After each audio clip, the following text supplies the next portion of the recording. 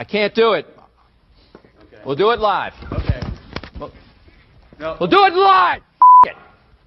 Do it live. I'll write it and we'll do it live. Thing sucks. Here we go. It's another edition of the Daily Puck Drop. It is your daily sports podcast coming via YouTube. Live there, live on X, live on the Pucksports mobile app. Download it today to your smartphone. iPhone, Android, does not matter. And, of course, everything is podcast later up on YouTube and all podcast platforms, Apple, Spotify, wherever you find your podcasts. And, of course, you can find everything at Pucksports.com. We're able to do this daily because of the support of the one and only Limback Lumber. As we come via the Limback Lumber Studios, contractors and do-it-yourselfers, they're going to take care of you because they love you and they do it right. And they've been doing it for a long time. Don't you trust a business that's been doing their work since 1930? I know I do. It's almost 100 years there at Limback Lumber. They know everything there, and they're your trusted is sourced there in all things lumber. So give them a call at 206-782-3487. Visit them online, by the way, at limbacklumber.com. You can visit me on social media, Puck Sports everywhere, except for TikTok. It's Puck_sports there. Also, you can join the Puck's Posse community by going to pucksports.com. You support everything we do here free daily on the Daily Puck Drop. Plus, we give you bonus shows every week. Like today, it is out now. A new off-season inside pitch with Ryan Divish, the human pony cake from the Seattle Times. If you want to check that out, we discussed the off-season, the signing of Josh Naylor, what is next, why the coaching staff exodus on the Mariners. Cal Raleigh, was he upset that he didn't win the American League MVP? All that covered with Inside Pitch with Ryan Divish, available now if you are a Puck's Posse member. Also, KJ Arnitz with Mitch Levy from the Mitch Unfiltered podcast coming up on tomorrow's show. Coming up right now, well, we're going to discuss everything.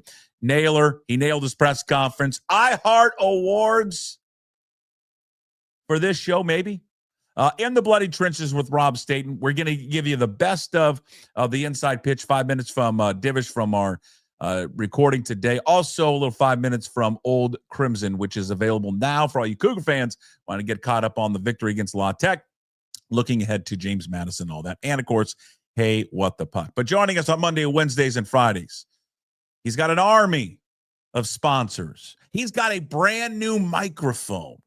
Boy, he sounds good. Ladies and gentlemen, it's the go-to guy, James Moore, brought to you by... Yeah, brought to you by Brad Brotherton, Puck, at Brotherton Cadillac, Northwestern Shoreline, Brotherton Cadillac, and Brotherton Buick GMC in Renton. Everyone needs a new car or a pre-owned car. Go see Brad Brotherton. I do. Makes all the difference. Fourth-generation family-owned hospitality. So stop by the Shoreline or Renton locations, or visit brothertonauto.com and give him a go, Cougs. He'll help out you Huskies too. He doesn't mind, but just don't give us a hard time. Don't give Brad a hard time about the Apple Cup this year, because you know what he's going to do? He's going to bring up the 2008 season to you. Okay? Yeah, Brad will do that. So, but stop by Brad Brotherton, great guy. So is Brian Turner. Did he come by your house yesterday? He did. I will. You know Bright what? Owl Lighting. Give me a second. I'll try. No, it's great. I got the lights up. I took a picture of it. They look great. They were in and out fast. I thanked them. They were great. It looks wonderful. We are the first house on the block with lights on, so it's beautiful. I stood out there last night just looking at it. Just a little tear in my eye. I love Christmas lights. Who doesn't? God, I do. Especially when you don't have to put them up. And I'm alive. Because if you do it yourself, there's a potential to die. There is a potential to die. Unfortunately, no one died at your house. Bright Owl Lighting, have them come and do the lighting for you, just like they did at Puck's house yesterday. No ladders, no hanging over gutters, no dying. No untangling those Christmas lights either. No dying. Call them. Call Brian. He's a great guy. 360-675-2034 or visit brightowllighting.com. And who doesn't want to watch Cougar basketball tonight against Southern Utah? 8 o'clock tip. They're at Beasley. Well, I do. And if I was in Seattle, I'd be going to the Angry Beaver, and I'd be saying hello to Matt Baker, and I'd say, hey, Matt, give me a shot of Jägermeister. I heard that Matt offered a shot of Jägermeister to Bud Withers at the book signing on Saturday. Bud turned it Bud down. turned it down. Well, it's Jägermeister. Bud is not 21 anymore.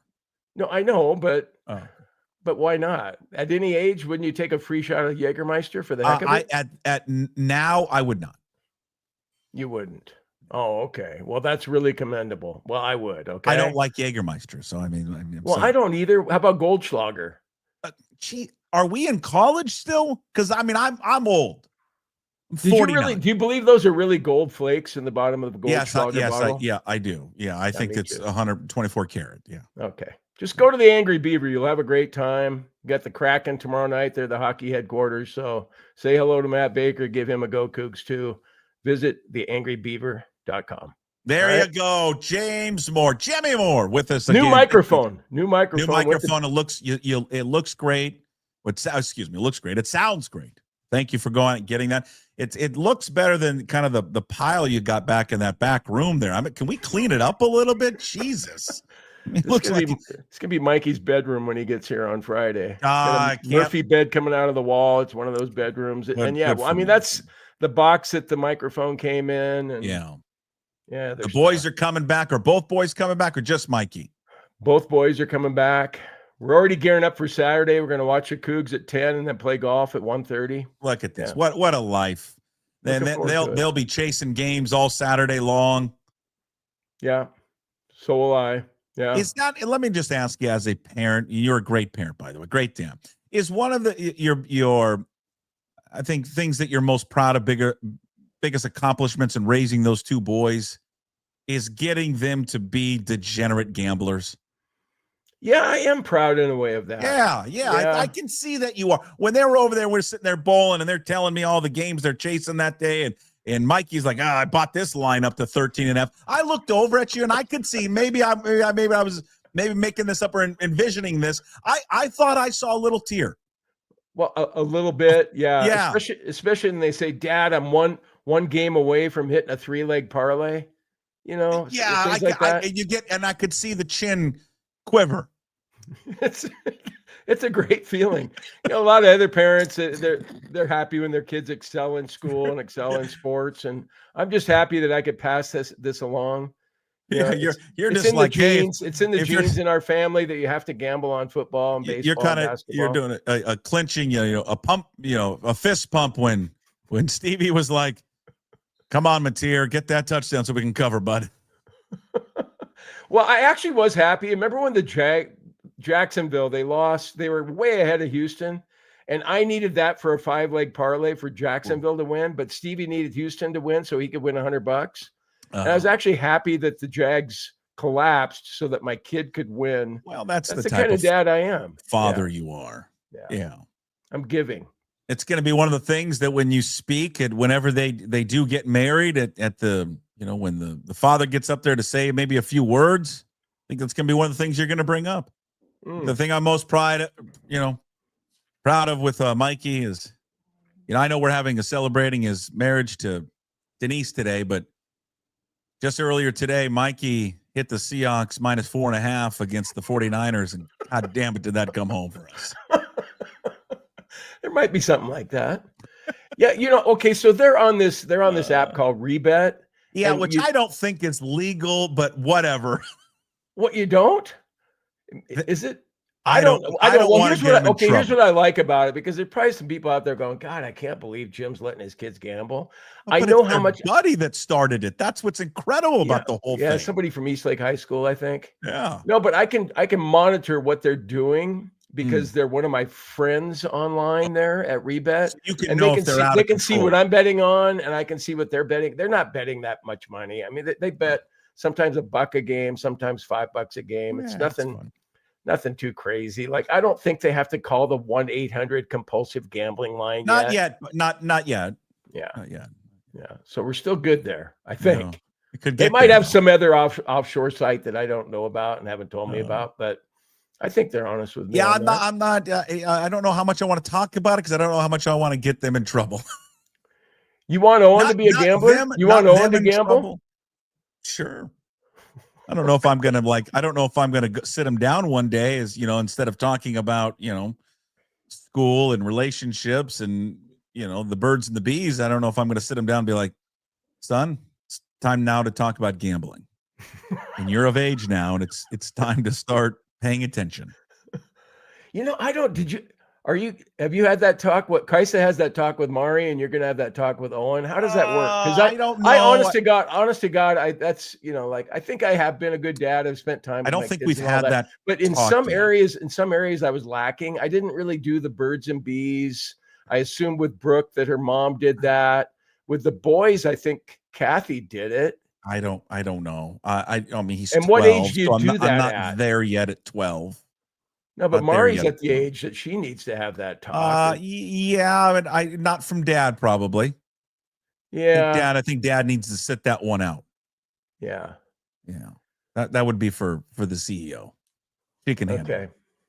But Yeah. they're in a big war right now. The CEO and Mary Lou. It's hormones. Why they were getting along? They're getting hormones are hitting the household hard. Oh. Yeah, Teenage girls are hard. Teenage girls are hard, and I'm not ripping on Mari specifically, just in general. Teenagers are hard, especially for girls. Lots going on.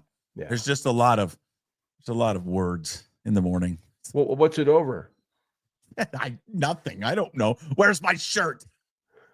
I don't know. Why? Mari seemed delightful when I saw her in Pullman. Yeah, well, she like every teenager has her moments up and down. Yeah.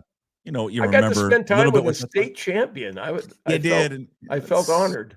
I think a lot of people should be very honored. Yeah, I was. Like I told her this week, doesn't mean anything unless you repeat. Yeah. Oh, you're that kind of dad, huh? It's good what you did last year, but everybody wants to. No one remembers the Seahawks really. They only remember the season they lost.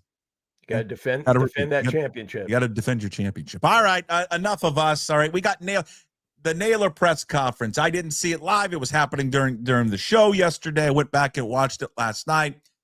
Yeah, everyone talks about winning the press conference. I think he hit every chord. He hit everything in the press conference. I just really enjoyed. I really, really just sat back and enjoyed listening to him talking about his love, just not only for the organization, the love for his teammates, hoping that spring training started tomorrow. Why? Just so I could see the boys again.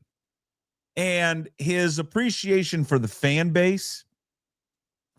And then I really loved what he said about, I can't even remember what the question was, but his answer, I just go out every day to play like the 12-year-old is still inside me.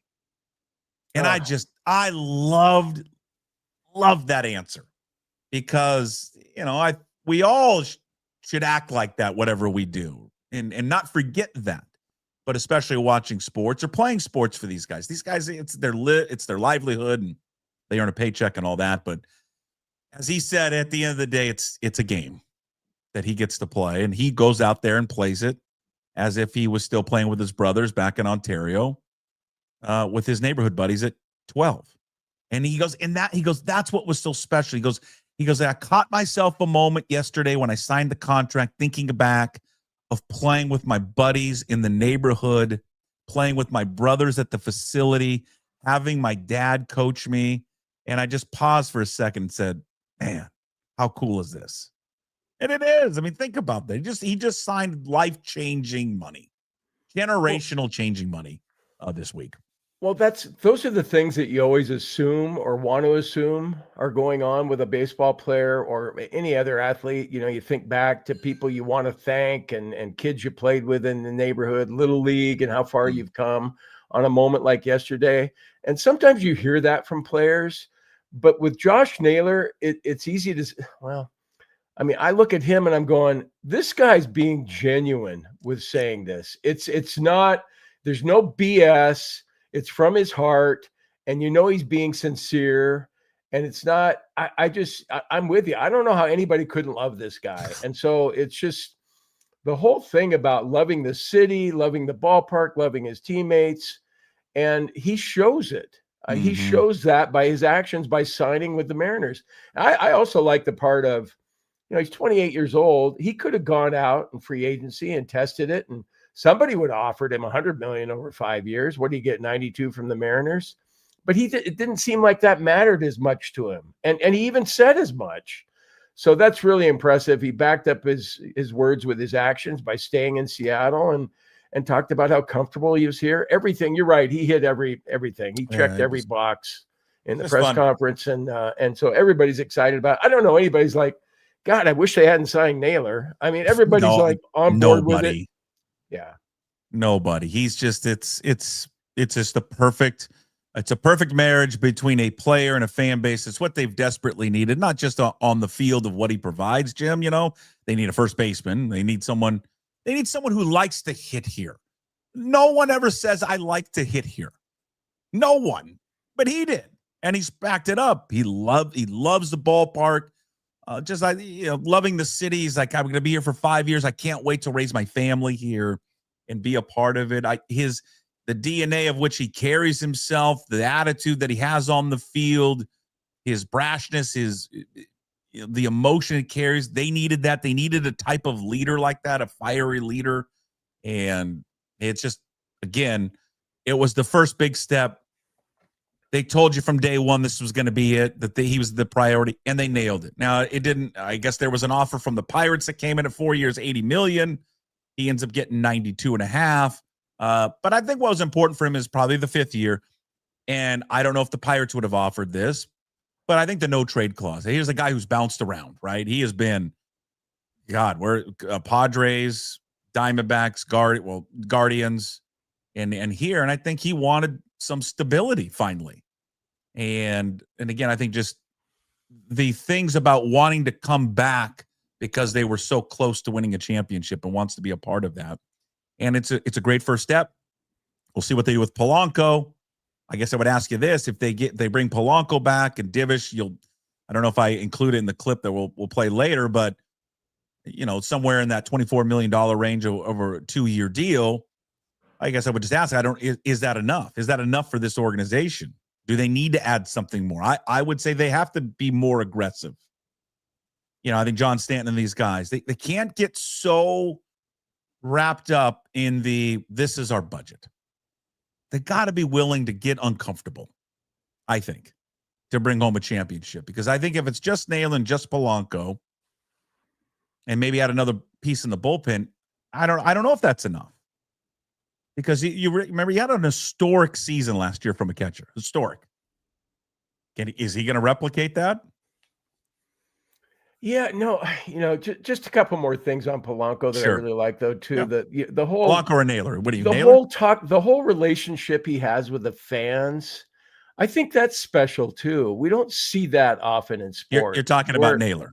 Yeah, with Naylor. Yeah, I sit there and I go, it's one thing for the fans to love a player, but to get loved back the way he is. I mean, there's some of that with Julio. There's a lot of that with Julio, but with Naylor, again, it's really genuine there, and talking about giving cleats to the kids, that he sees there, and how cleats are really important to him, but he knows he's going to make them happy by doing what he's doing. I want one of those. I want some of those cleats. Yeah, the whole thing. But Puck, as far as what the Mariners are going to do in the offseason, I honestly would be better than good if they already have Naylor, but if they bring Polanco back and get a piece or two in the bullpen, I suppose you could say, oh, they need another hitter, but I'd kind of be good with that, because look how close they got with that last year.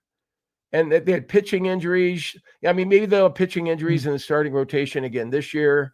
And like you said, you can't expect Cal to have the season that he had, but then maybe some other guys will have better seasons than they had this year to compensate for that. So I'd be good with that. If they got Polanco at $12 million a year for 2 years, sign me up for that.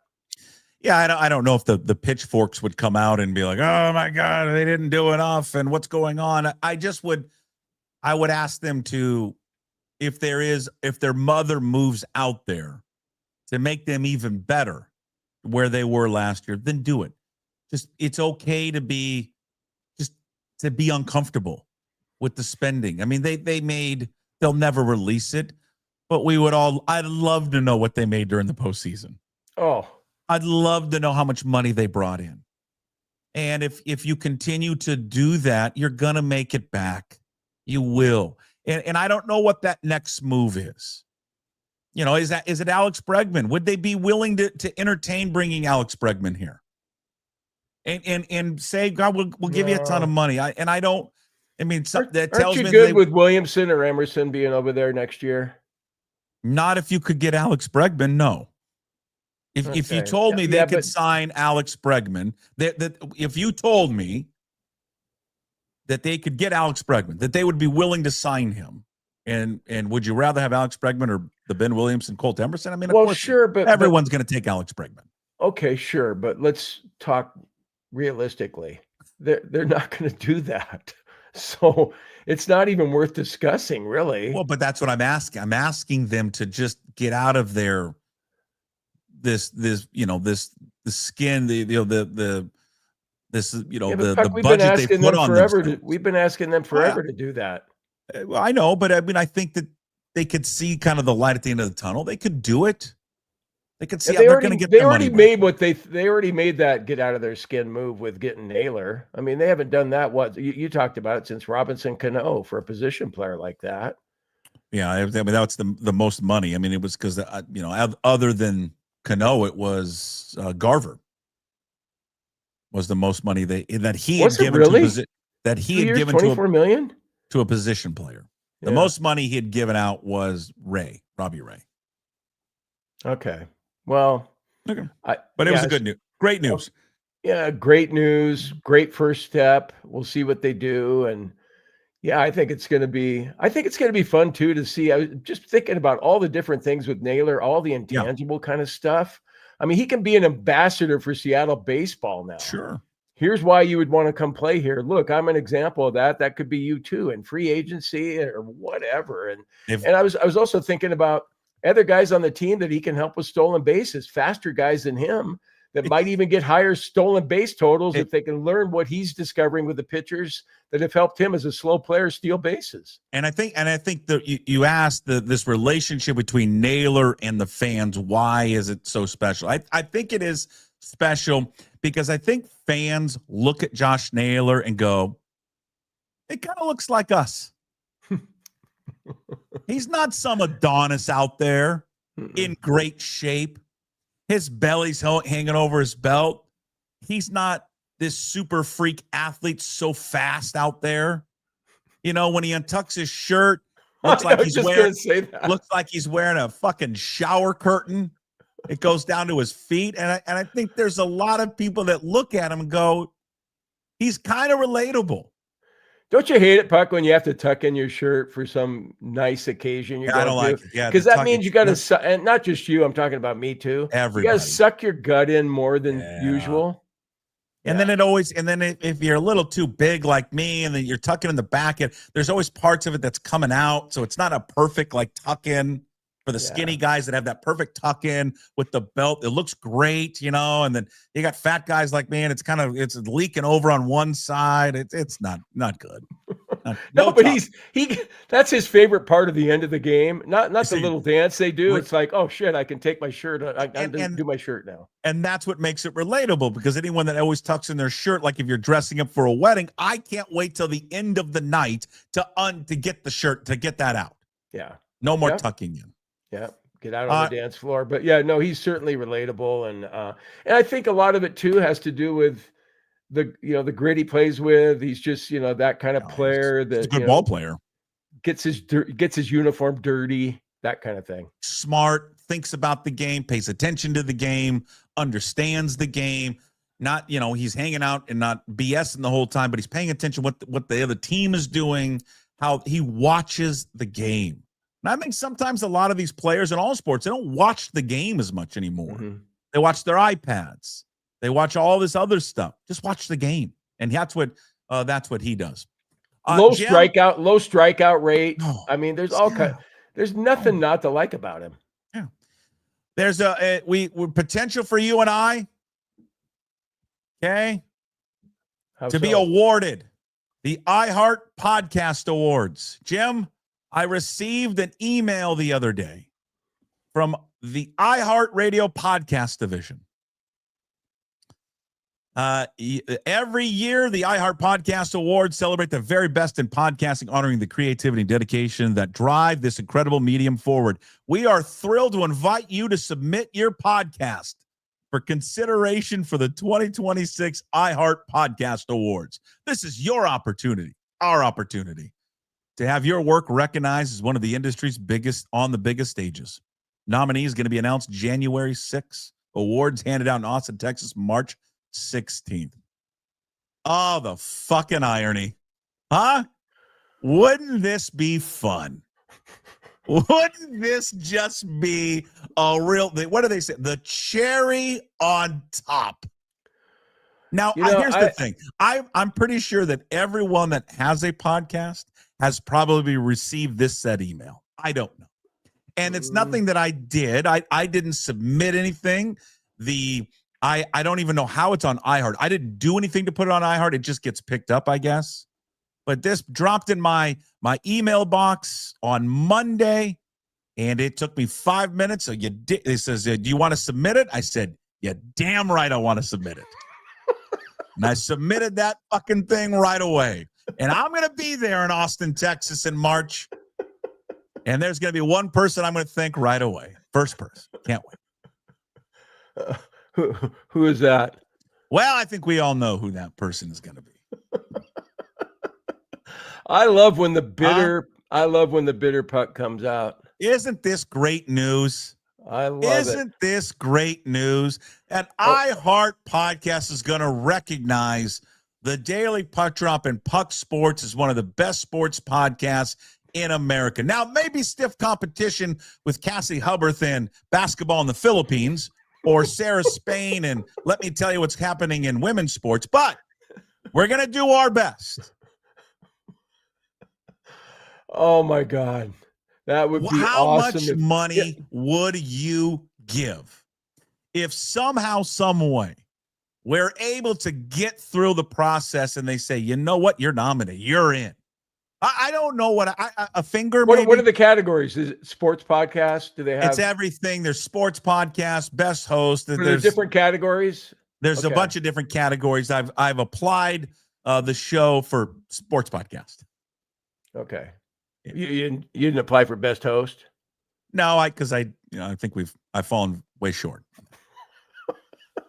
But how much fun? Okay, Puck. What do you think the odds? I mean, I think generally speaking, I think your odds would be pretty good at maybe winning an award because I think you do a good job and I think your podcast is great. Okay? I don't want to win the award. I just want to be nominated. I just want to go down there. That's it. I just want people. No, but why not win if you're going to be nominated? Well, sure, I'd like to win. That would be even better. I just want certain people to have to live with seeing that their own company has recognized this podcast. That would be fun. How are they picking the nominees? Do they base it is yes, I do know that. Number of listeners, or the committee is if you give me a second, it's people that are in the industry. People that are in the industry that have. They're not measuring downloads. No, uploads, I don't think. No, it's just people that have been in the industry who have been deemed experts in their field to pick the winners. Yeah. So.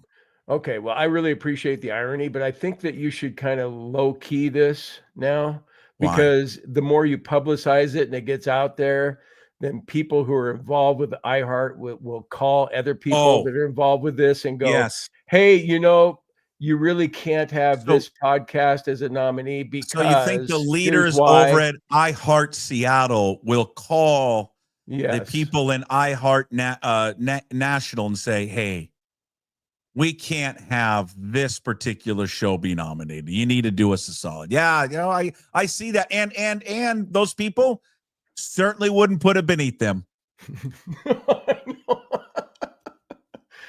No, I wouldn't either. But I hope you get nominated, and I hope you have a blast in Austin. I hear it's a great city. I haven't been there. I'm going to take you. You're going to come with me. I get to come too? Yeah, winners in each category going to be determined by a panel of blue ribbon podcast industry leaders, creators, and visionaries, whatever that means. Each year, podcast fans can help decide the winner of the coveted Podcast of the Year award by voting online. So I think people get a vote. iHeartPodcastAwards.com. Let's make it a thing. Even if you hate the show, and many of you do, I hear from you daily. That's fine. But let's get back at the man a little bit. iHeart podcast. So people can vote. Listeners can vote. How many votes can we have? Can we just like stuff the ballot box? We can stuff the ballot. Nominate your podcast. I've done that. You click on it here. Yeah. We can vote. Eventually, we'll be able to vote. I don't know when the voting starts. I'm going to figure this out. But it sounds like people can vote. I need to work on those bots. We need to get a bunch of bots to be able to sit there and vote for us. But I think we pass it along. I think we'll get a groundswell of support. Let's make the Daily Puck Drop and Puck Sports be nominated for the best sports podcast, iHeart Podcast Awards. Can't wait to go up there and meet Cassidy and the whole crew for the basketball in the Philippines. And what? Okay, fast forward and you're in Austin, and if they announce Puck Sports as the #1 sports podcast in the country, wouldn't that be something? Okay, you'd go up and do your acceptance speech, but would you do your best to try and be humble, or would you, maybe stop by Elliott Avenue, the offices, and take the elevator to the 4th floor with your trophy and go in and show it to Mark Glenn and show it to Rich Moore? And basically say bleep you to both of them. Listen, I teach my kids. Could you do that? Because that's something I would do. I don't know. I don't know if you're like me, but I hope you I teach my kids, my 2 kids, the kids that I coached, that in victory to be humble. I know that when in football we score a touchdown, we hand the ball back to the referee. We help up our opponents. In baseball, we hit a home run. We run as fast as we can around the bases. In basketball, we hit a big shot. We don't need to do the 3 fingers to the other arm, 3, just run back and play defense. So I would have to live what I preach, correct? So I wouldn't go up to the 4th floor of the building with the trophy. What I would do is that there's a big fucking banner or billboard across from iHeartRadio Seattle. I would spend my hard-earned money putting up there the best podcast in the country, the Daily Puck Drop and Puck Sports. That's what I would do. So you'd have to stare at it every day you come in and out of the office. That's what I would do. That's it. Yeah. Yeah, look at that. Huh? How's that taste?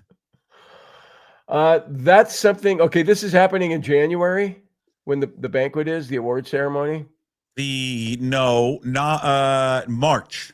March okay. is the award show, or whatever, but the voting, when is the voting? Nominees are going to be announced January 6th. Okay.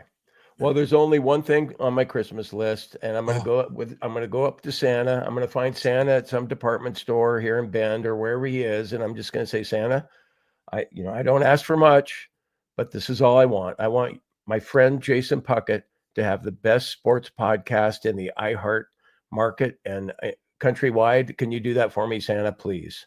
And hopefully he'll go, ho, ho, ho, and grant my wish. That'd be awesome. I hope you get it. Here's the thing. Selfishly, I'm willing to sacrifice JMU and Oregon State and the Seahawks. You have a lot more class than me, though. You do, because when things haven't gone right in my life in the radio business, I want like people to go bankrupt and hold up cardboard signs on off ramps and stuff like that. I don't want anybody to go bankrupt. I just want them. I just want them to see the big billboard that sits across from that office. Yeah, with our smiling faces up there. Yeah, that's what I don't want Rich Moore to go bankrupt. I don't want anybody to go bankrupt. If he lost his job, that'd be all right, though. I just don't want I don't want anybody to go collect unemployment for a while like I did and see how he feels. Yeah. Don't want anybody to lose their jobs. I want Salk to go bankrupt. I don't mind saying that. I do want him to go bankrupt. But anyway, what? I just want that billboard up there. That's what I want. And then we're going to take a picture. You're just going to go driving by Okay. Oh, that's all I would do. I would do Dad, it every you gonna day. turn around again? Yeah, we're gonna go look at that billboard. I just got to go up and down, Elliot. I'd just be constantly. I'm gonna hire someone to take a whole photo, like a senior photo spread. You know, you should get Brian Turner to come down and put lights around it too. We can get Brian Turner to put lights around it. In fact, we may even just do a live daily puck drop underneath the billboard. Up on those 2x6s that they have up there. Or do it up at the dog park / homeless park. Or one day we witnessed one of the hobos burning a couch. I think people understand. You know, people understand the bitterness. I hope they do. We had a good thing going, and they had to go and fuck it up. They had a great thing going. So when I do know that the voting is out, is because it sounds like people can vote. We're going to pass it along there to everyone, and they can vote. All right. What else was I going to bring up? I don't know. Well, that was fun. I feel bad for, you know what I feel bad for real quick? Michael Penix. I do too. I heard about that today. Another ACL tear. And I think it's the left knee. He had surgery twice in college on the right knee, multiple surgeries in college on his shoulder. Yeah. The good news is that he's going to be ready for next season, the start of the season. But that was tough to hear. I didn't like he's that. Just never going to be the same, unfortunately. Just you can't have that many surgeries and injuries to your ACL and ever. Though in all likelihood, he's going to flame out in a couple of years, not because of talent, but because of injuries. Yeah. It's too bad. Boy, what a season he had. Oh, he's a fabulous quarterback, and I wish nothing but the best for him. Hopefully he can recover from this, and he's gone through it before, so maybe he's got the perspective on it to be able to get through it. But yeah, that's terrible. The other thing I was going to bring up to you is talking to Canzano this week. One of the people that wants the Oregon State job badly, the one and only Nick Rolovich. What do you think? Time for Nick Rolovich to get a second chance? Sure. Yeah. Time for Nick Rolovich to get a second chance. I don't think, if I'm a Beaver fan, I don't know if that would do it for me, but I thought Akey would maybe do it for him, but then he lost to Sam Houston State. I think that took him out of the running. And who are the other candidates? There's a couple other ones. Jamarcus Shepard, who spent some time at WSU, spent some time at UW, now is at Alabama, has been where a lot of people have kind of circled. Jamarcus Shepard, young coach, big recruiter. Paul Chryst has been mentioned, former Wisconsin head coach. What do you think about Rolovich? Would you be excited if you're a Beaver fan? Good coach. I think he's a very good coach. I don't think you can judge him on the COVID stuff. I still disagree with what he did in his stance. I mean, it cost him millions of dollars. He was an idiot. He didn't have to. I mean, he just, again, you could say, well, it's principle and all that. Fine. I think the trouble with Nick Rolovich is not the COVID stance with him. It's what came out after that. When people started doing a deep dive into his social media past, he has some real scary and dangerous thoughts on things that I think is alarming to a university, personally. And I think a lot of schools would look at it and go, I don't know if we need maybe that's in the past. I don't know if what he's been doing social media maybe it's in the past, but I don't know. But does he still believe in that stuff that he tweets out, that he did tweet out? Yeah, I don't know. And I guess I would want to know that. I'd want to know, like, do you still believe in the government is performing? You just look it up, fetuses, and he just had some just kind of off the wall opinions on things that were just kind of odd.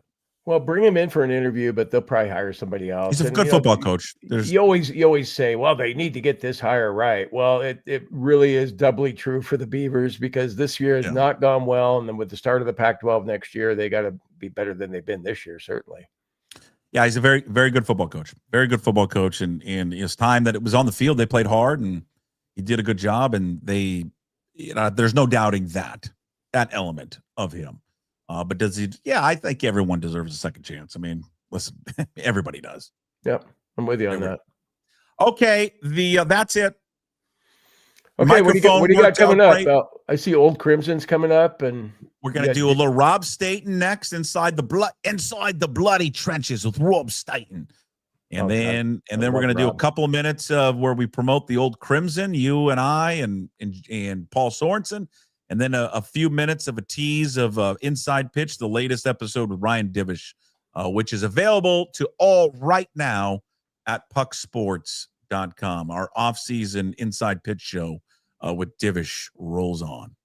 Well, this sounds like it'd be a good example for the iHeart Podcast Awards people to be listening to this show and get an idea of what it's all about. And I think you'd win going away. Yeah, once I'm going anyway. And I think I need to submit a best of. A best of? Yeah. All right. I think you can do that. Put everything you have into winning this thing. Everything. Yeah. Put it all in there. And so you won't have any regrets. Just do it. You think we can get on one of those the commercials that run all the time on the iHeart Radio podcast? You know, where the Sarah Spain thing we keep bringing up all the time, and the Cassidy Hubbard basketball in the Philippines. Could we get on there for that? I think you could give it a shot and see what happens. At least try. You know, Rich Moore, he's pretty busy. Maybe it would slip through the cracks and he wouldn't notice it. Love that story, don't you? You just absolutely love that. Oh, it was the best thing to hit my email inbox this week. Just I sat back and looked at it, read it a couple times, and just laughed. Had a good bellyache laugh. All right, I'll see you on Friday with Chris Egan. Okay, Puck. Go Cougs. Thanks for having me. Cougs. There he is, Jim Moore. I wanted to say James, but it was Jim Moore. Jim Moore brought to you by 3 sponsors. A big thanks to Brad Brotherton Cadillac, Angry Beaver, also Brian Turner. Shout out Brian. A big thanks to Brian. Bright Owl Lighting. I'm going to put up a picture later today. They came out and put up the Christmas lights on our house, and it looks great. You can do it as well if you fall kind of in that footprint. He will come down into King County a little bit, but mainly in Skagit County. So if you're up there, check him out, brightowllighting.com. Also, if you need your windows cleaned, a Clean Streak. He owns that company as well. And also big thanks to Matt Baker and the folks there at the Angry Beaver. We turn our attention to the NFL and the Seahawks every week. I catch up with Rob Staton, SeahawksDraftBlog.com, inside the bloody trenches. Well, it's in the bloody trenches. It should actually say inside the bloody trenches, but whatever. It's fine. Rob Staton, all brought to you by Georgetown Brewery. Drink Georgetown Tavern Beer. Your new, locally brewed, domestic-style lager. 4.2% alcohol. Cheap, good, local. I don't know. For some reason, I could use one of those pints from Georgetown Brewery right about now, Rob Staton. Inside the bloody trenches with Rob Staton. Of course, SeahawksDraftBlog.com. Rob gets a kick out of every time I try to do a British accent because I think I fail miserably at it. Of course, he's brought to you by Georgetown Brewery, makers of Manny's Pale Ale, Bodie's Off of Rogers Pilsner, and their new Tavern Beer Tasting Room Beer Garden, open daily, 10 a.m. to 8 p.m. Visit georgetownbeer.com. You can visit Rob on social media. He loves to interact with everyone. He takes Q&As every single day. It's the highlight of his afternoon, hearing from everyone. Rob Staton on social media, his YouTube page, Rob Staton Football. And again, I mentioned before, SeahawksDraftBlog.com. And I want to start there, Rob, at SeahawksDraftBlog.com, because in one of your latest posts, and I don't think it wasn't in the recap of the game, but later on, just talking about, different things you observe, Ernest Jones, sticking up for Sam Darnold. You had mentioned in there, which I agree with, that they still are, the Seahawks, looking for that signature win. And you're right. It's eluded them. They don't have that. They got good wins, but not that signature win. Why is it eluding them right now? I don't know why, but it definitely is the case that they are still waiting for it. You know, all of the games that they lost last season, Puck, were to the better teams that they played. So the Lions, the Bills, the Rams, the Packers, and the Vikings, who were good last season. You have to remember that. You know, they won 14 games. So they lost all of those games. Now, they got a win against the Niners, so people could go, well, they beat the San Francisco 49ers in Santa Clara, but the Niners were 6-11 last year. So it wasn't the Niners anywhere near their strongest or their best. And then if you look at their losses this year, it's the Niners, the Buccaneers, and the Rams. And every single time we've gone into those games, we've talked about how important these games are and how they need to win this game and how winning this game will be a bit of a statement. And they've lost all three. So why are they not winning it? It's in the case of the three games this season, I would say it's turnovers. That's been the giveaways have been the main issue.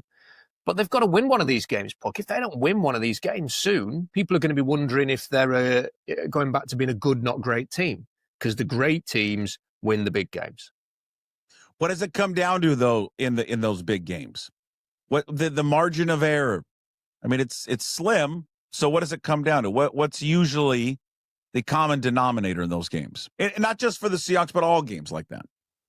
Yeah, well, for the Seahawks in particular, this game against the Rams, it came down to the quarterback playing like a bloody idiot at times and throwing 4 interceptions. Let's just be brutally honest about it. I mean, those interceptions were really bad. They weren't fluky. They weren't. It wasn't even necessarily great defense. Although I do think the Rams defense does need some credit anytime you intercept a quarterback 4 times. But he was making bad decisions. He was sort of forcing things into areas that had no business doing that. And if he'd been a lot more conservative, if the Seahawks had played like Iowa, let's say, just sort of run the ball on and been prepared to punt it away when they didn't get a first down and stuff like that, they probably would have won this game on Sunday. So that it's the giveaways in that regard. I don't think there's typically one thing that stops you, because the Seahawks defense is playing very, very well. And they have got a fantastic wide receiver in the form of his life. It really, in the case of them, is why did they lose the Niners game? They fumbled the ball on the 10-yard line in the last minute. Why did they lose the Tampa Bay game? They had a rather unfortunate interception at the end of that, and the defense had an off day. Why did they lose to the Rams? Sam Darnold's horrendous performance. So if they're going to win one of these games, the next opportunity for me, I'm not counting the Colts. I'm looking at the Rams rematch. If they're going to win that, the defense is going to play like it did on Sunday. Sam Darnold, there'll be a lot of pressure on him. He's going to play a lot better. Yeah, that's the thing is you start thinking about no one's going to care what happens here in the next few weeks. It doesn't matter what he does against the Titans or the Colts. And I think they've got the Vikings before that, or maybe the Falcons. I can't remember. I don't have the schedule up in front of me, but it's not until December 18th until he gets a rematch with the Rams, because the questions will remain. And I guess I was kind of leading you to that question to hear your answer. See, I think it comes down to, in those close games, the common denominator is the quarterback. It just always is for me. When you watch really good teams, what's the separator? And I think a lot of times it comes down to quarterback play. And this isn't to say I think anyone has lost confidence in Sam Darnold, but I do think it gives people pause, and I think a little bit of nerves of the next big game they get into. Because the one thing he hasn't been able to do is to shine in those moments. And the pressure, you just talked about it, the pressure is only going to grow on him. And he has a chance to still rewrite the story and the script and all of that.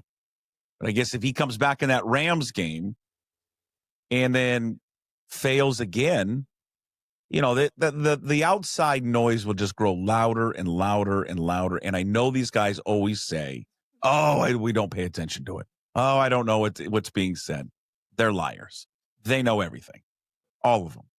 So I think for him right now, he's in a real interesting spot and point, I think, in his career, because I think they're a good enough football team to win the whole thing. That was a Super Bowl performance by that defense. It was insane how good it was. And it's unfortunate we're not talking more about it because of how Sam played. And I just wonder, I guess, Rob, we can't get inside of his head, but really would like to know what his confidence level is at right now. I suspect this week is probably very low, but this is the test for him now. He's got 3 games coming up that are all very winnable, and the Seahawks should be able to win those games, even if he continues to turn the ball over. Frankly, that's been the sort of the theme for the year. I mean, no one's got more giveaways than they have. I'm talking about Seattle here, and they've still managed to get to 7 wins. So I would imagine that they're going to win these 3 games, regardless of the quarterback's performance. But then it comes down to the Rams. The thing with Sam Darnold is The guy did win some big games last year. He beat the Packers and then went back into the locker room and had that great celebration moment with the Vikings teammates as he was being held up in the air, and I think they were spraying cans of beer everywhere. That was a huge win. I would suggest that even winning in Seattle last season for him, that he had to lead a game-winning drive, and a spectacular throw won the Vikings the game in Seattle. They had They beat the 49ers, in a really good win in Minnesota as well, when the Niners had most of their players available and were looking quite strong still. But then there were, the games at the end of the season, the Lions performance. I think we talked about the Rams game, the second Rams game. He did lose to the Rams in the regular season as well. So is it a team thing? Is it the Rams specifically? Is it about sort of the big games when the season's on the line, which you could make an argument that was the case for the Lions and the Rams at the end of last season? I don't know. I think what I would say is, if I was the Seahawks, if I was like the psychologists who work within that Seahawks dressing room, whether that's the head coach or whether that's somebody who's employed to do this job, I'd try and turn this on his head. People are going to doubt you. This is your opportunity. This is an opportunity for Sam Darnold to go and prove that this isn't an issue. It's something for him to go out there and sort of get the bit between his teeth and say, yeah, I can go and beat the Rams in a few weeks. And it's almost ideal, because if the Seahawks had won you on Sunday, Puck, and then lost on Thursday Night Football in a few weeks' time, I think we'd feel a bit more negative about it. But if they lose this and then win the rematch with a bit of momentum to take into the playoffs, knowing you might play them again, that could work out very, very well. And if you beat the Rams and he plays well in Seattle in a few weeks, people are going to go, he's addressed it. He's shown he can do it. And maybe that would give him the confidence to then go and show it again in the playoffs. Whereas if it's a 2-touchdown, no interception performance and you win on Sunday, and then he has 4 picks in Seattle, we're probably thinking, oh, crap. Yeah, I mean, it would go in the rematch would go a long way, I think, for his confidence if they were not just to win the game, but he's got a hand in winning the game. Doesn't have a hand in losing the game. Because, see, to me, last week was the worst case scenario for them to lose, because it was really all on him. And that's hard in a team sport, because you never say no. And that's why Ernest Jones came to his defense. Never just one person. And I get that. And normally, I think 99.9% of the time, that is true. I just think that was the 0.1%. It wasn't. I mean, listen, the defense had its moment, I think, in that first quarter, righted the ship. I don't know how that defense could have played any better than they played. They can't. I mean, maybe they can, but if they can, then we're talking about one of the all-time defenses. But, that came down to him. And going into that game, I just thought that he made me there was a little bit of nerves. Like, how would he perform? I was excited to see how he would play in that type of environment because of the buildup, because of what happened in the last time he played them. I know a different uniform. And it seemed to get to him. It seemed that, and they even talked about it afterwards. That's what always makes me concerned, is when the other team lays out the game plan afterward and said, yeah, well, this is what we wanted to do, and this is exactly what happened. Now, again, maybe they say that after the fact, but, that first time when they met last year in the playoffs, they sacked him 9 times, and it was clear that Darnold last week wanted to get the ball out fast, and it seemed to play in their hands. Kitchens talked about it. We knew that he didn't want to take sacks. He wanted to get rid of the ball fast. We jumped the routes. So now they're kind of in his head. But just to maybe wrap that up, the whole Darnold thing is he does have a chance here in a few weeks to change it all. And if he does come out, doesn't have to have a Hall of Fame performance, Rob. Doesn't have to outplay Matt Stafford. He can be efficient, 200 yards, a couple touchdowns. Just don't turn the ball over. Because if they don't turn the ball over, they win that game. And that's what it came down to. I think but if he can do that, then yeah, you just alluded to it. I think his confidence skyrockets, because I think that's what he needs right now for him. Well, do you know, it's even the crazy thing about the game, and it speaks to the way Seattle played, is that if he'd only had 3 interceptions, they probably would have won the game. I mean, they could have still lost the turnover battle, sure, 3-1, and still won the game. That's how ridiculous it was. I mean, you could even argue, if it wasn't for that punt at the end, they may have won the game with 4 interceptions, because that punt is unbelievable. I mean, the margin of error there, if that goes out for a touchback, and Seattle don't have to waste 30 or 40 seconds getting off their own goal line. And they can immediately just, with a timeout, by the way, so they can attack the middle of the field. I think they would have got into a very makeable distance there for a field goal for Jason Myers, and he probably would have won them the game. So I've said this a few times since the weekend. You probably get to say this once every 10 years. There was potentially a game-winning punt by the Rams at the weekend. I'm telling you, maybe is somewhere in the back of my mind a better punt that I've seen. Probably someplace, somewhere. I don't know. But every time I think of a really good punt, it's like one of the guys going down there, running and jumping in the end zone to knock it out. I think it's the greatest punt I've ever seen. Yeah. I mean, it's like if you play golf, it's a flop shot that he just landed and stuck it and it didn't move. It was insane. And they have such a terrible special teams. That's the thing that's so funny about it, is that they get one of the biggest plays, obviously, in that game was that punt. All right. Let me one more thing on Darnold, then I'm just going to move on. Are you nervous a little bit about him in the next big game? Yes. I mean, you have to be. Like, there's no point, if people want us to talk a load of BS here, Puck, and say, oh, no, of course not, I've got full confidence in him. You're lying. Like, you're not being honest with yourself. Every single person who is tracking the Seahawks, follows the Seahawks, works on the Seahawks, is going to be a little bit nervous that when they play the Rams again, or if when they're in the playoffs, that could happen again. But it's up to him to prove that it's not going to happen again. It's up to him to play better. The fear for me is do they go a bit over the top now? Because I don't want to see him become a really conservative, scared offense as a consequence of this. I still want to see Jackson Smith and Jigba getting 10 to 15 targets and 120 yards every game. I want to see some of those third down conversions where he fits it into a tight window and you think, wow, what a play that is on 3rd and 6, whatever, to extend a drive. Those kind of things we've seen all year. The most explosive passing game in the NFL, the most efficient with explosion, and attacking the field downfield with the most explosive plays of 20 plus yards. I want to see that continue. I don't want to see them suddenly become a two runs, an incompletion and a punt team. But at the same time, it's easy. It's always easy for me to say that, because if they play the Rams again and he throws another 3 picks and they don't run the ball all the time, people are then going to say, well, what the hell were they doing? They didn't learn a lesson from that. So it's a challenge. But to answer your original question, yes, have to be nervous, but sincerely hope and will be rooting for Sam Darnold to stick 2 fingers up at everybody who is doubting him with an exceptional performance against the Rams and then some playoff wins. I don't know how I'm going to ask this. I'm just going to open it up to you. Thoughts on this defense? I think we knew they were good, but boy, they came out and it just, again, I mentioned it before, that was a Super Bowl caliber performance against Matt Stafford and that team on Sunday. Yeah, I think the most impressive thing for me, Puck, is that remember how they played against Tampa Bay? And that was a worrying performance because they were missing Julian Love and they were missing Reed Willen wasn't playing for most of that game, was he? And Devin Witherspoon wasn't there. And you saw that and you thought, they look a little bit exposed there. They look a little bit like they can't handle missing a couple of key players. And those key players, I mean, Witherspoon's back, Julian Love's still out, Ernest Jones is banged up. Despite that, Jaron Reed's not there anymore.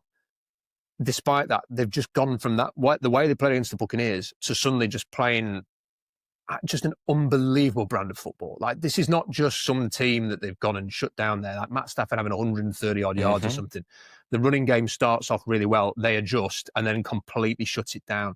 Like when the Rams got the football back, I was convinced when we were doing the broadcast on Sunday that they were going to get a couple of first downs and they were going to win the game and the Seahawks weren't going to get the ball back.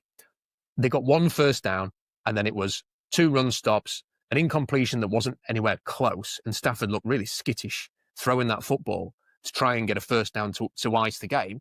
And the punting back to the Seahawks. And I'm thinking, that is unbelievable. Like the defense have just played such a fantastic game of football. They had 1 drive, the Rams, for like 75 yards. And then the other 2 scoring drives were like 3 yards and 25 yards, thanks to the offense. It's unbelievable. And I think you give all the credit to the head coach, who's defensive mind. He's basically the defensive coordinator. Adam Dirty, who's supporting him, Cole Scott, the defensive backs coach.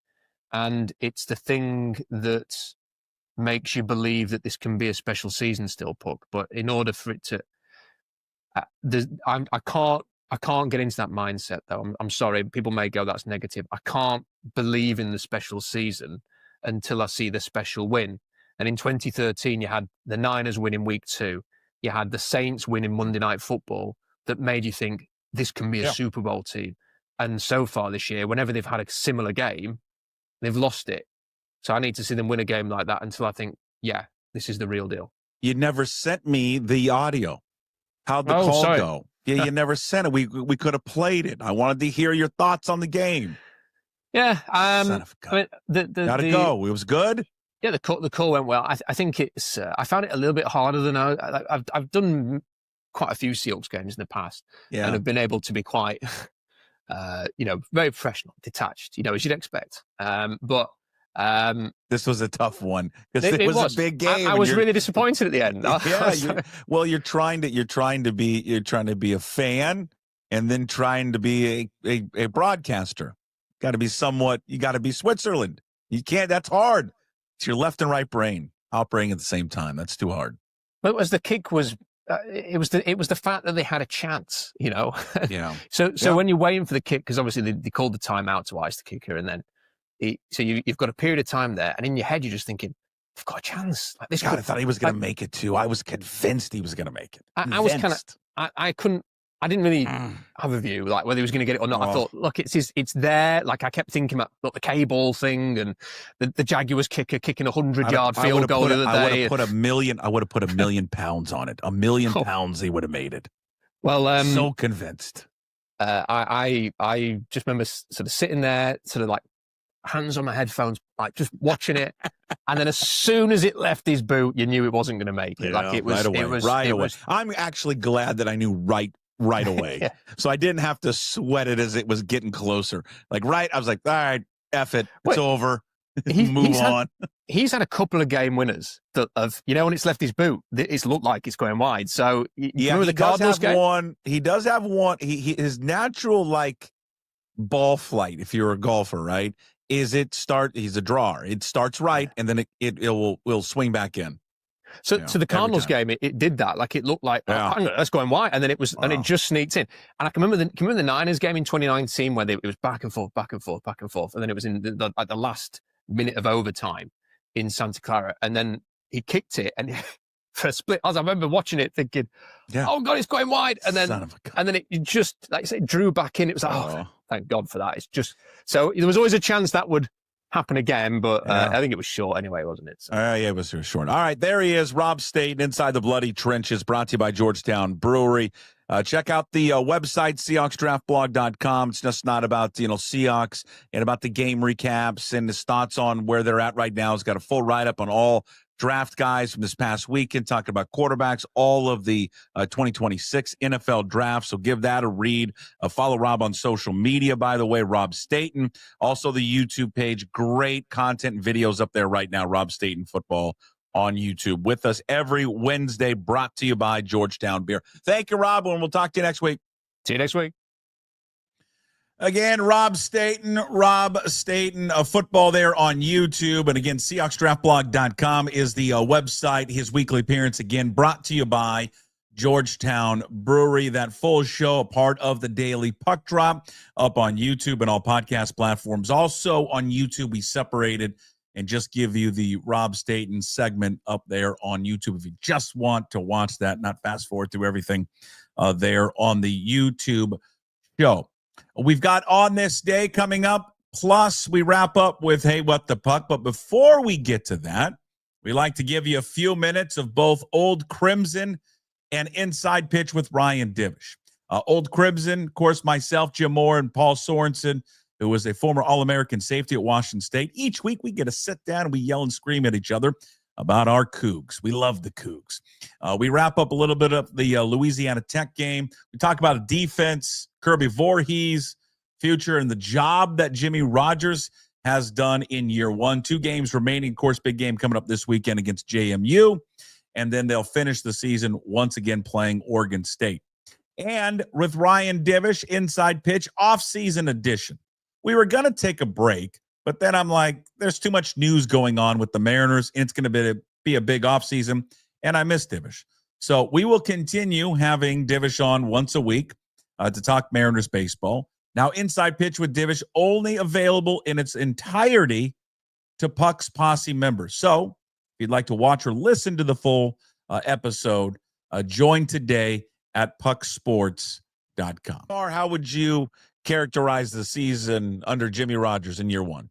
I would echo what Jim said. I completely agree with Jim. I think at the beginning of the season, with the 75, 76 guy turnover, with the staff turnover, with the carnage going on in the barnstorming, with all the stuff that's hit this team, you've lost your athletic director. You've got change all over the place. You got a new conference coming up in 26. I'll give you an example. Washington State's opponent record right now is 62-42. They played 4 top 25 teams all on the road, except Washington at home, which they beat. They're 4-1 at home, which is pretty cool. James Madison is 44-57. They play out of the Sun Belt. The Cougs have beaten 2 teams with winning records. James Madison has beaten 1 team with a winning record. I think they got a great chance to go in there, and they're a good football team, but they've played good football teams on the road, and all you had to do is, go back there. So if they could figure out a way to knock these guys off, come back, and then the lovely Beavs, you don't think Oregon State would take a 5-5 record right now with all the stuff that has gone on with that program? Firing their coach, all the different things of the infighting, everything that has happened, they would take what's going on at WSU right now in a second. So that's where I'm at. I'm happy.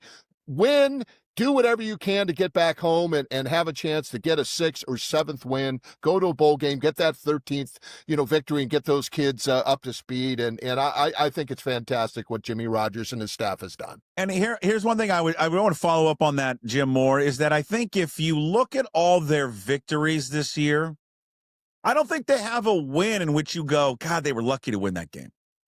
Maybe you can, maybe Idaho in week 1. Maybe you can dance with that one. Yeah, Idaho for sure. But other than that, like, they've got all their losses except for Washington. You can make a case that, or in North Texas, that you can make a case that, God, if ball bounces another way, they beat Ole Miss or Virginia, and they certainly should have beat Oregon State. Oh, it was a 7-point game, Puck, going to the fourth quarter. The question was to Jim Moore, not to you, Paul. I was Twice said Jim Moore. To say. Yeah. Go ahead, Paul. No, I was just going to say it was a 7-point game going into the fourth quarter. Sorry, Jim, I didn't mean to step on your toes for the because Apple I Cup. admire your feet for the Apple Cup. No, Paul, you never step on my toes. Well, I just like giving you shit. Hey, Paul, I agree with you on the Apple Cup. But listen, I think that the score is misleading once you get into what the actual score was going in the fourth quarter. It certainly got away, from them in that fourth quarter. But I guess, Jim, my point was, they have a lot more misses on the losses than they certainly do on the wins. They were certainly lucky in some of these wins that they've had this year.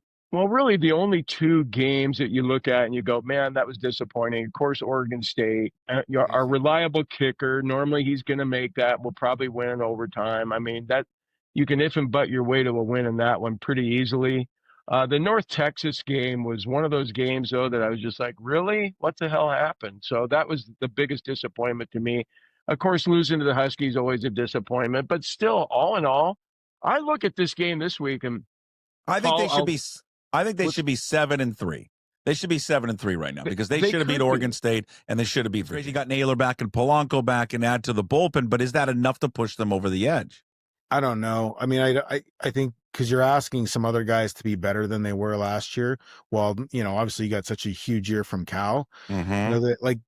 They'll still talk to Suarez, but I don't think they want to go more than a 1-year deal. And I do think Gino will get probably better than a 1-year deal. But they'll definitely still engage with him. I think they feel like, that trying to get all 3 of those guys back plus address the needs in the bullpen might be difficult. It might be a tough needle to thread, as Jerry likes to say. Mm-hmm. But you still do that. Maybe they don't go for Gino, but they go for somebody like Willie Castro, who's a right-handed bat, makes a little bit more contact, can play third, can play second. You do that. I think you need to have a right-handed hitter off your bench that can play multiple positions because you already have Cole Young probably at second base. And that's to me where it I think was evident in the ALCS was the bench. Yeah. Yeah, I mean, and no bench. Not enough good. It just wasn't. It wasn't good enough. I mean, well, and part of that was the stupidity of carrying Harry Ford as a third catcher. Like, Yeah. why? You weren't going to play him. Why? Yeah, you're right. Because he never even got in. Did he ever get in? Yeah, he got in when they were losing a game. They gave him a pinch. He got a hit. But like and they didn't have a great right-handed like utility guy. I mean, Rivas is better from the right side, but that's another thing is like they got into it and you're in the postseason and you're trying to find ways to have success and you're playing Rivas at second base because he's better defensively than Polanco. And you just didn't. And I mean, like, let's be honest, Leo Rivas is a nice player, but there was a reason why he'd been a minor league guy. Like that was the problem with him because he's not a guy that he should be starting in the ALCS. Yeah. Every game. Like I saw him on the phone with Jude the other day, and I was like, legitimately, Sam Haggerty is better than Leo Rivas in that same role. They're both switch hitters. Haggerty has a better hitter from the right side, more pop, faster, can play more positions. He's not great, is good defensively, but like somebody, you can upgrade there on your bench. Like you like that you have Cole Young or whatever, and you have Mastroboni still in your system, but like who's very valuable in what he wants to do, but like you need a better right-handed bat that can play multiple positions. Like take a younger version of Donovan Solano that can play. That's probably Willie Castro. Maybe they look at him. I don't know, but I think that's maybe where you make the upgrade. And then, like somebody like Castro, or if you want, like somebody like Castro, you can use him at third base and maybe you don't have to put all the pressure on Ben Williamson to perform right away, and let him kind of continue to build on his hitting and finding some power. Obviously there's Cole Emerson just hanging out there waiting to come up. Michael Arroyo too is an advanced hitter. Arroyo can't play the infield at the MLB level. It'd be terrifying, I think. But, those are guys that you have to look at.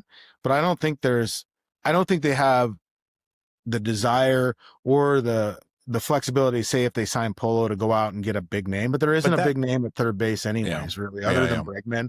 There isn't anybody else. They don't seem like they want to pay for that I mean, perfect world, they would, love the shorter term, high AAV to Bregman maybe, but they don't want to do the longer one. Okay.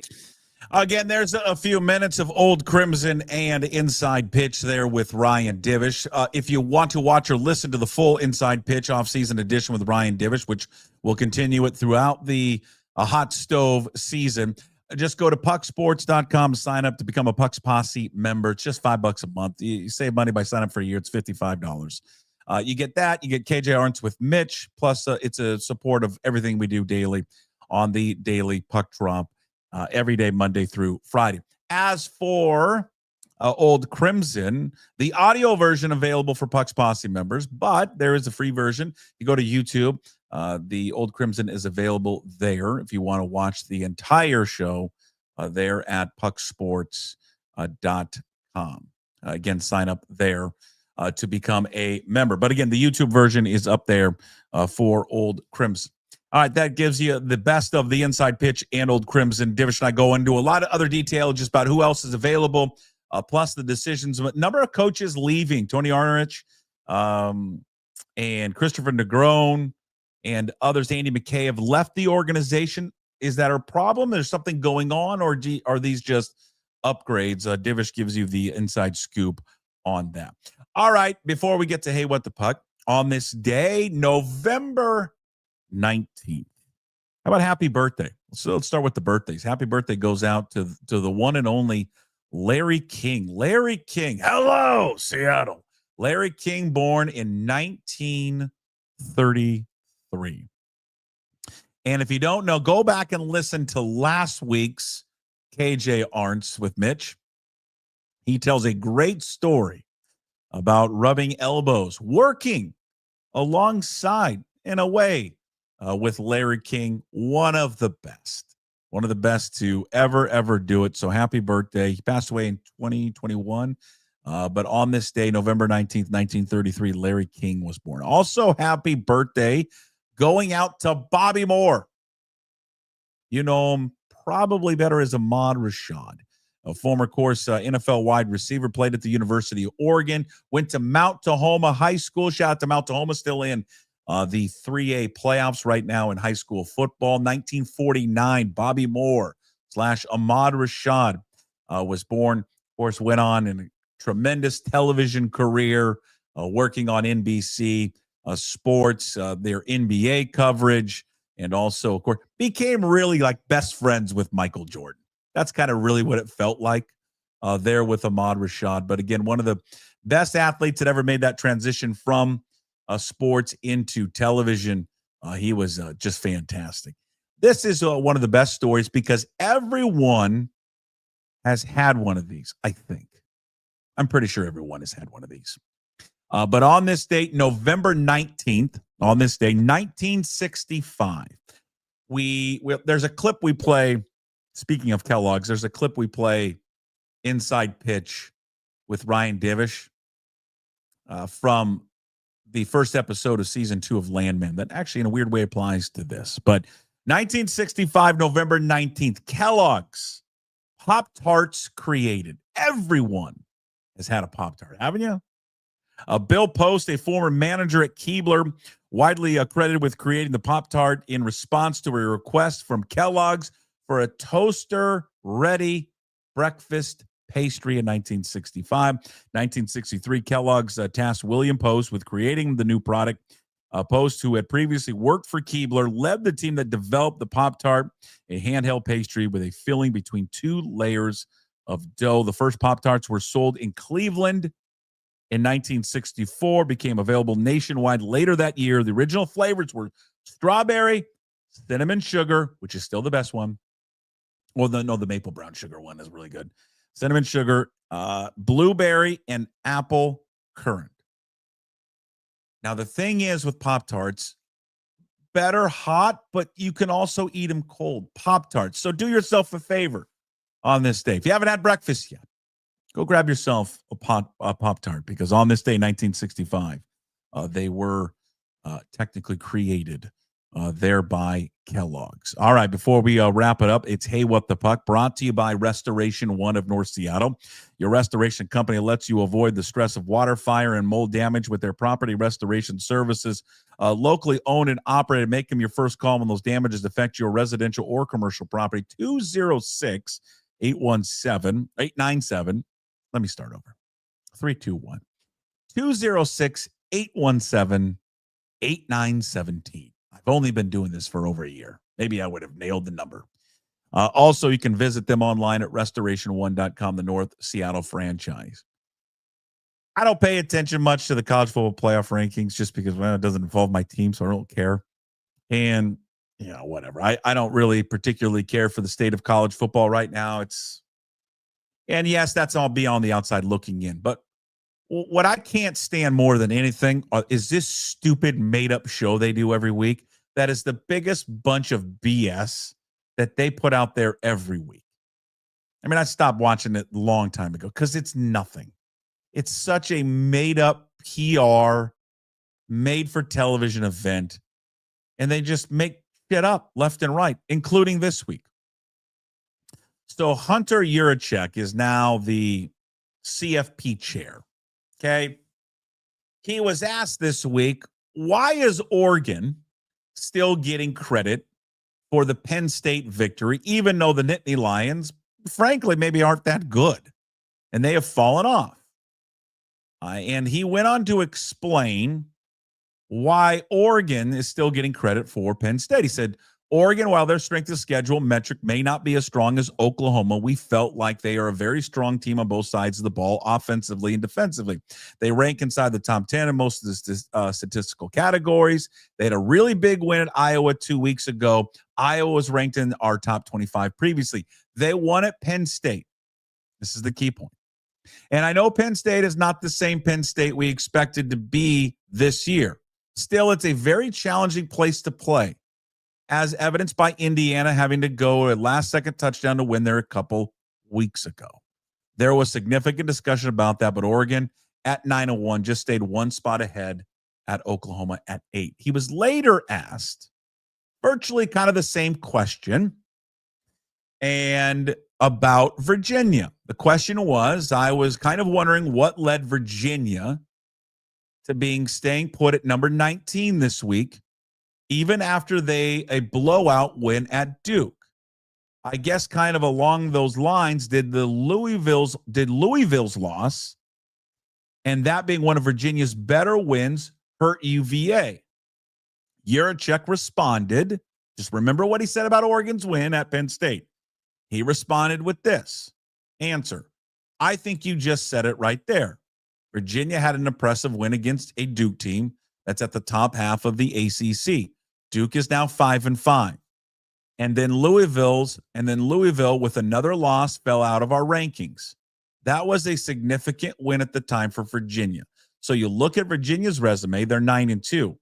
Their schedule strength lagged behind some of the teams that are in front of them. Then the losses to NC State and even at Wake Forest, I think, is where Virginia's currently ranked.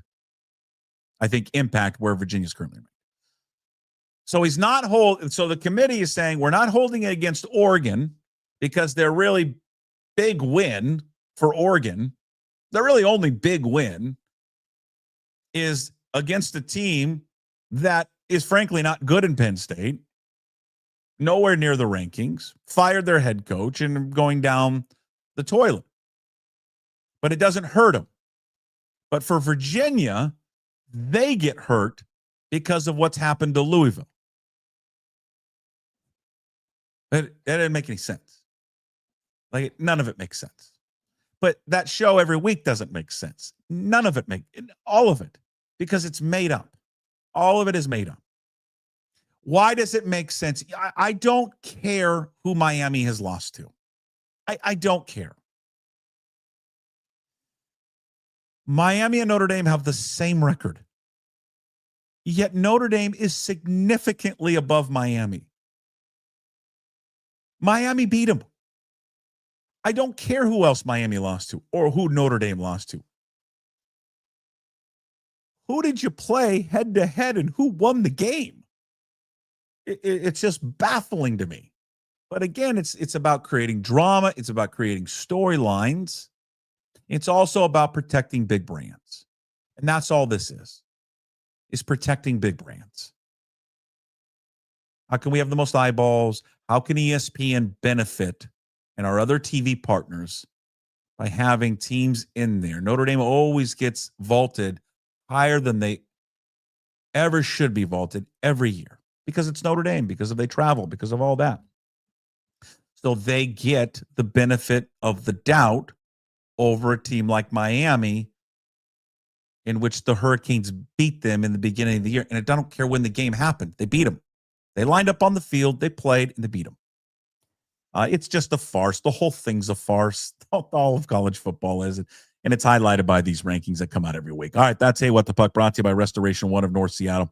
Your restoration company lets you avoid the stress of water, fire, mold damage. Give them a call, 206-817-8917. Visit them, restoration1.com, North Seattle franchise. Nailed it there.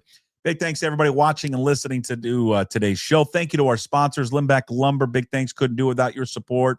Everybody over there, Mark, Paul, Matt, the entire crew, thank you so much. Georgetown Brewery, couldn't do without your support. Manny, Roger, Crystal, Maddie, Dave, everyone there. Big thanks to them. Check out the new Tavern beer. It's new, but it's been out forever. And, of course, the crew, Trent and the crew over there at Restoration One, thank you. Again, without all their support, we could not do this every single day. Big thanks to gym sponsors on Monday, Wednesdays, and Fridays at Clean Streak, Bright Owl Lighting, also Brotherton Cadillac, and the Angry Beaver. You can find today's Daily Punch-Up up on YouTube. When you're there, please subscribe to the channel, like it, leave a comment, try to get to as many as we possibly can. Also find the Daily Punch-Up on your favorite podcast platforms, Apple and Spotify. And, of course, you can find everything at pucksports.com, including becoming a member of the Pucks Posse. Your membership goes to supporting everything we do daily. Plus, we give you bonus shows every single week. The latest Inside Pitch with Ryan Divish is out now. You can watch and listen to it. Also, another episode of KJ Arntz with Mitch Levy from the Mitch Unfiltered podcast coming out tomorrow. We will talk to you on Thursday's show. Speaking of Mitch, he will be on. Again, if you don't want to become a member, just want to take it in live, we will air the entire podcast live. But once the show is over, The only way to watch or listen to it is if you are a Puck's Posse member or a patron of Mitch Unfiltered. Also coming up tomorrow on Thursday's show, we sit and talk to Mike Garafolo of the NFL Network. We get the very latest on all things in the NFL. We'll talk to you tomorrow. As always, promise to be better. No shoes, no ties. Would anybody like to smoke some pot? Yeah. I was born to lick your face. I was born to rub you, but you were born to rub me first. What do you need my address for? We like to send out a mailer. Mother of mercy, I don't speak Japanese!